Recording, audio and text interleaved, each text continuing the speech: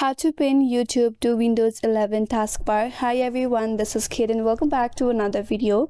And on today's video, we will learn how we can pin YouTube to Windows 11 taskbar. So without further delay, let's get started with this video. First of all, you have to open up Microsoft Edge in your device.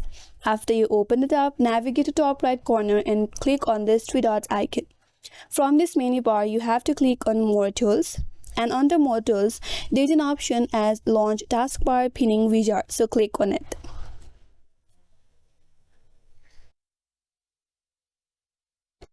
After that, it will create some suggestions for you where you can find the YouTube. So you have to select YouTube, check this check mark. Once you're done with that, click on Continue. After that, you will have this pop-up in your interface where you have to click on Yes. And there you go. Now the YouTube has been pinned to your taskbars. As you can see, you can simply close this, and as you can see, the YouTube is now already pinned on your taskbar.